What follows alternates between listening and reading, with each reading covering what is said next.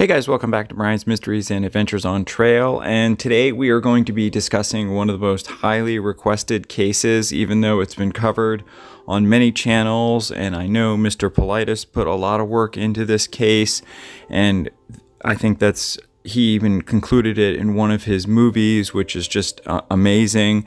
We're going to be discussing the disappearance of Tom Messick, who disappeared on November 15th of 2015 in Warren County, which is Lake George Wild Forest in New York. And I'm going to have some maps up and we're going to discuss it. And like I said, I know a lot of people have done this case, but I think my philosophy, like I've always said, the more people that cover cases, the better chances we have at solving them, because you never know what you might see from one person and what you might learn from another. In any way, this is in the upstate New York area off of this 87, and really there's not that much around. Now, during this day, they were actually in the Lily Pond area. Apparently, they had been going up to this area for years. This Brant Lake it's a New York State park, and people go up there to deer hunt, they go up there to ski, and Tom was very familiar with this. Tom was this guy was a ex-paratrooper. He was 82 years old at the time, and this day he just walked into the woods of the South Brant Lake, and he was never seen again. Now, along this Route 87, it's just a double yellow line road, but there are different areas for people to pull off and, go fishing or hunting, whatever they want. Now, on this particular day, their plan was they were near the Lily Pond area, and the older members of the group, there was 4 of them, and their strategy was that Tom was going to be down at the bottom and basically in this vertical line, and the younger hunters were going to use this path that was around the lake, and I'm going to have a map here so you can see, and they were supposed to try and drive the deer towards the people down at the bottom, like where Tom was. Now, they had been hunting in this area for over 55 years, and these people had been friends for 50 years plus. And Tom had been hunting in this Camp Hague area for years, and they just, for some reason, decided to try Lily Pond that day. Now, Tom was supposed to be one of the members who stayed put. He was not going into the woods. He was supposed to be sitting put, waiting for the deer to be pushed towards his location. What's even more bizarre is, within this same week, a man by the name of Fritz Drum disappeared from his house just without any knowledge. He's never been heard from or seen again, which I think is so bizarre too, because the 2 men look so similar. It's just such a bizarre case, and these men were living within 100 miles of one another. It just makes no sense. And this guy, Tom, was a tough man. I mean, he was in his 80s. He did have a history of heart problems. And when he was in his early 20s, he had lost one of his eyes due to an explosion of some kind. And he had very limited hearing as well. And he had also at one point had over 100 stitches in his hand. But he had gone through so many things, even surviving shingles. And he was a tough man, so to speak. He was last seen at 10 a.m. when they left him in the spot that he was supposed to be at. Now, his friends, when they returned back to where he was last seen, was around 4:30 p.m. And of course, like everything else in these situations, the weather was very poor. It was heavy rain. They did deploy sniffer dogs right at the start of the search, and this was one of those searches that was immediately started. I mean, within hours of him being missing, there was over 13 search and rescue professionals, from the Park Service that were looking for Tom Messick. And one of the most bizarre things, he had his gun with him, he had a walkie-talkie, he was dressed in camouflage, which unfortunately sometimes that can cause problems, because if someone is dressed in camouflage, it's a lot harder to see them if you're looking for them. And After he disappeared, there was more than 15 agencies, including the ECF Forest Rangers, the Police Canine Unit, police officers, and then the FBI Quick Response Team got involved, which this is where a lot of people thought this was a peculiarity, because that's not normally something that takes place in a missing persons case like this. So that is something that a lot of people have thought have been strange, and I agree, it's unusual. Despite them, they had the Warren County Sheriff's Office tactical team and volunteers from the New York State Federation of Search and Rescue Teams. They had a ton of people, over 300 people described in this search, and they did what they call bump lines, and they basically did a grid where they tied off strings from where they were, basically shoulder to shoulder, and it was described as, quote, a spider web of strings through the forest. And it was just impossible how this man and all his belongings could have just disappeared. I mean, they didn't find anything. They didn't find his weapon. They didn't find his walkie-talkie. And why wouldn't he have used his walkie-talkie to get in touch with his comrades? I mean, it just... Now, this search area had many caves, according to the report. There's a lot of crevasses, other hazards. It's possible he could have fallen in one of them for a man his age. But, you know, the fact is that he was not really moving. He was supposed to just stay in that one spot. And they did this methodical grid search, and they found absolutely nothing. Now, according to what Tom's wife, Beverly, said that the FBI told her, they said that something wasn't right with this case. They wouldn't share what their theories were. They didn't really give her other information other than that. They said that until they made a discovery, they really have no idea. But after that point, the investigators said that there was no indication of foul play. Now, this guy named David Winchell, who was a spokesman for the DEC, said the Rangers continued to search the area on a limited but continuous basis. On a wide-scale ground search ended in January of 2016. Now, the Rangers methodically keep searching for clues. His wife, Beverly, said that he had been in the woods since he was a young boy, and he never got lost. He would have cut a piece of his jacket and tied it to a tree, done other things to suggest where he was, and none of this was found. His wife said her greatest fear that he was the victim of a foul play.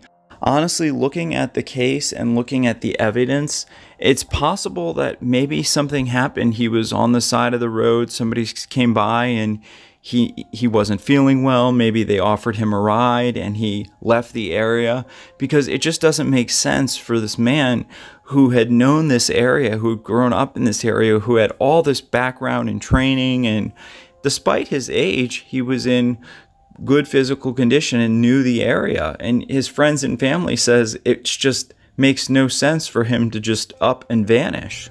Not to mention, it was a huge search involved with over 300 professionals. They were assisted by dogs, divers, several helicopters, all kinds of air patrol, drones.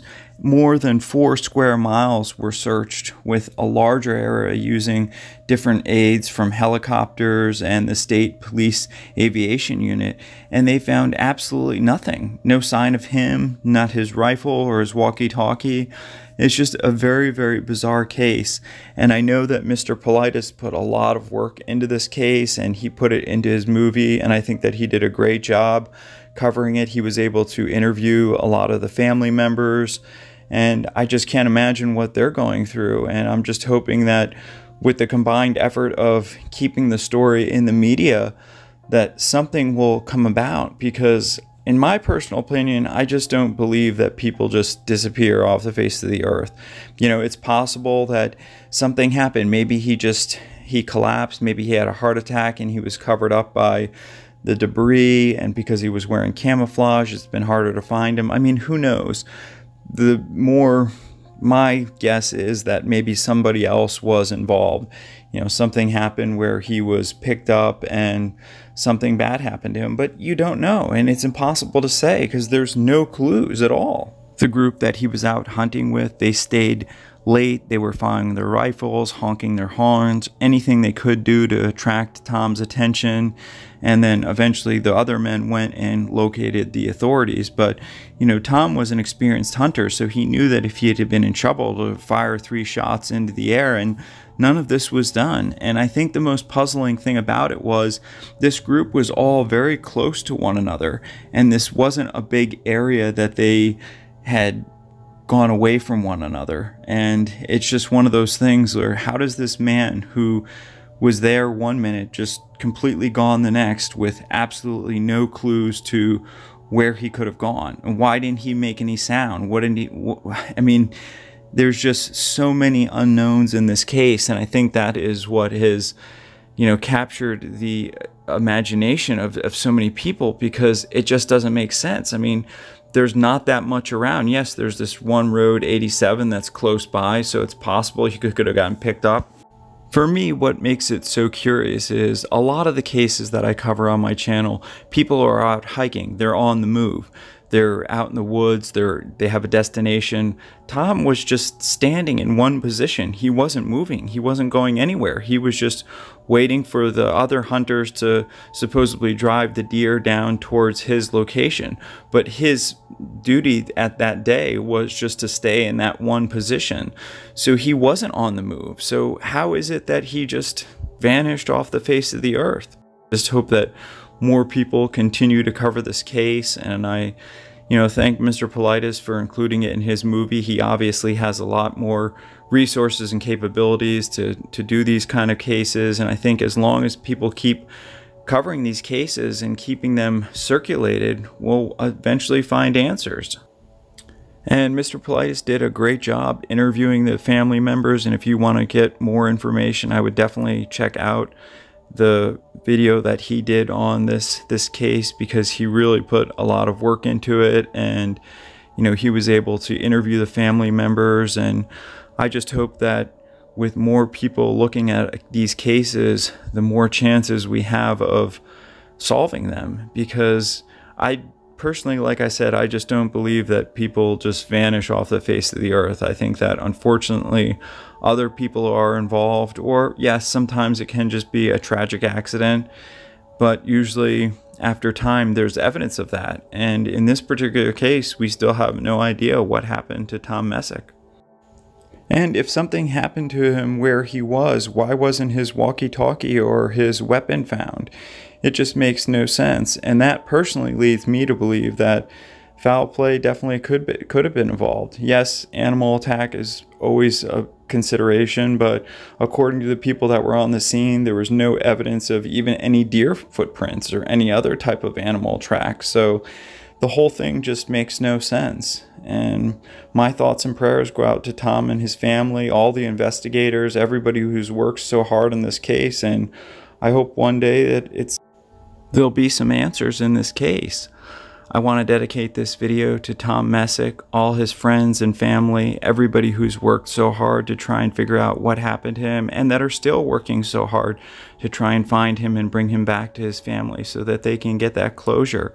There are still people that go out routinely looking for clues, looking for what possibly could have happened to this man, Tom Messick, who lived his whole life and had overcome so much adversity, from his eye, his hearing, and then one day just vanishes into thin air.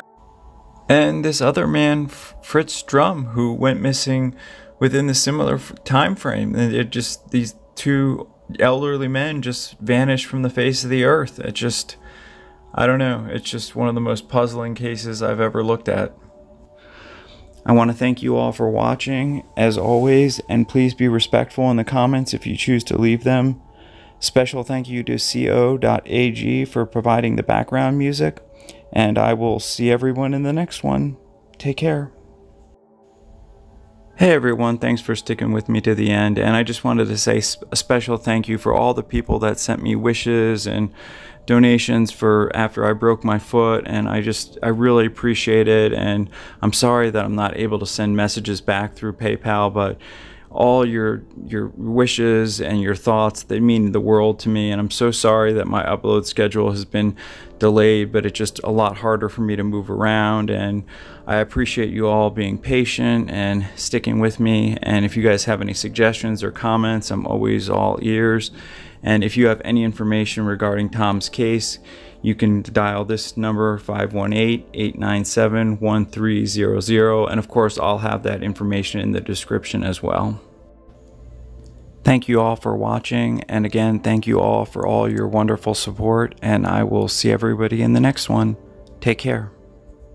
And I just want to say thank you to those people that pointed out my mistake. I uploaded the wrong version of the video, and those of you that were kind enough to tell me in a kind way rather than just beat up on me, I really appreciate it. You know, we all make mistakes, and I appreciate you guys all looking out for me. And you know, I love you guys all, and I'm sorry I made the mistake. And so I've re-uploaded the video. I saw the mistake, and I'm sorry about that, and thank you for pointing it out to me, and always appreciate all your feedback, and thank you again. I'll see you next time. And as far as Mr. Politis goes, yes, we are very different, but I just wanted to give him the credit that he was due. I mean, he did do a lot of work on this case, and that should be appreciated. In any event, thank you always for watching, and thank you all for all your support, and I will see you guys in the next one. Take care.